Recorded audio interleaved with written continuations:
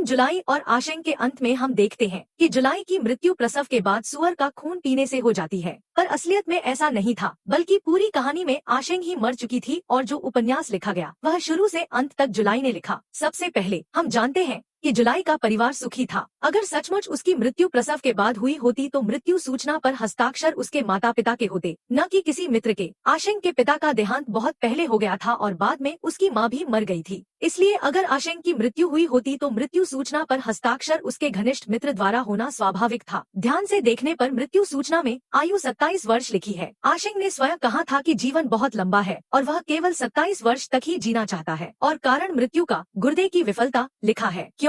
जुलाई संपन्न परिवार में पली बड़ी थी। उसकी माँ स्वादिष्ट खाना बनाती थी और आगे चलकर जुलाई बैंक में काम करने लगी, जैसा उसके माता पिता चाहते थे। दूसरी ओर आशंक बचपन से ही भटकता रहा, आलस्य और दूसरों पर निर्भरता का जीवन जीता रहा। उसका शरीर पहले ही कमजोर था और जीने के लिए उसने बहुत बुरी आदतें अपना ली। इसी कारण प्रसव के बाद उसका शरीर ठीक नहीं हो पाया और लंबे समय तक मद्यपान करने से अंततः उसकी मृत्यु हो गई। मृत्यु सूचना में लिखा आपकी संवेदनाएं भी गलत था। हस्ताक्षर के नीचे किसी संबंध का उल्लेख न होना निर्देशक का जानबूझकर किया गया संकेत है कि यह सूचना वास्तविक नहीं है। इसलिए असल में जो जीवित रही वह आशंक नहीं बल्कि लिन छियुए जुलाई थी। यहाँ तक कि वास्तविक जीवन में भी प्रश्न उठता है, आशंक क्यों छियुए को पोस्ट कार्ड भेजती? क्यों छियुए, जिसे नीले कपड़े पसंद थे, अंत में लाल कपड़े पहनती है, और आशंक जिसे लाल कपड़े पसंद थे, अंत में नीला पहनती है? इसका अर्थ है कि जो आशंक हमें दिखाई देती है वह वास्तव में छियुए ही है। ऐसा लगता है मानो आशंक ने छियुए को धोखा दिया हो, पर असल में उसने उसे कभी धोखा नहीं दिया। बीजिंग वाला किराए का मकान जियामिंग का नहीं बल्कि आशंक का था। उपन्यास में आशंक का होने वाला पति अचानक कार दुर्घटना में मर जाता है और सहानुभूति के कारण जियामिंग उसे अपने घर में रहने देता है।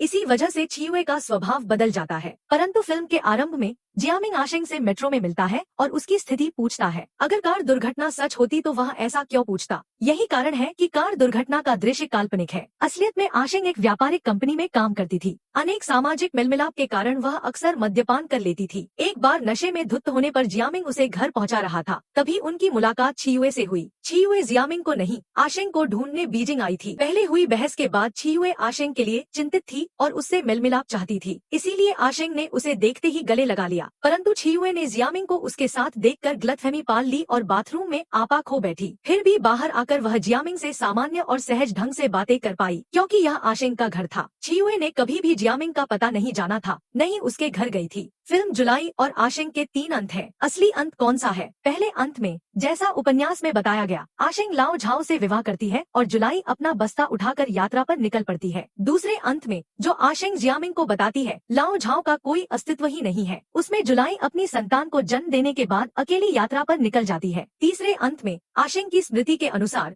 जुलाई की मृत्यु प्रसव के दौरान रक्तस्राव से हो जाती है और उसकी संतान आशंक के पास रह जाती है। तो कौन सा अंत अधिक सच्चा है? लाओ झाओ अस्तित्वहीन है। यह पात्र केवल उपन्यास में आशंक की दुखदायी जिंदगी को सुखद दिखाने के लिए गढ़ा गया है। यही कारण है कि वास्तविकता में आशंक की पुत्री ली तोंगतोंग अपने पिता को खोजती रहती है, इसलिए पहला अंत असंभव है। दूसरे अंत में जुलाई संतान को जन्म देकर उपन्यास लिखते हुए यात्रा पर निकलती है, पर ली तोंगतोंग के जियामिंग ने कहा कि उपन्यास दरअसल आशंक ने लिखा और अंत को उसने बदल दिया ताकि जियामिंग के अपराध बोध को कम किया जा सके। परंतु फिल्म की शुरुआत में ही हमें बताया जाता है कि जुलाई और आशंक नामक उपन्यास धारावाहिक और अंतहीन है, यानी फिल्म में दिखाई गई कहानियाँ केवल उपन्यास का अंश है, सब कुछ सच नहीं है। इसलिए जो अंत हम देखते हैं वह भी असली नहीं हो सकता। संभव है कि एक चौथा अंत भी हो। अगर उपन्यास पूरा काल्पनिक है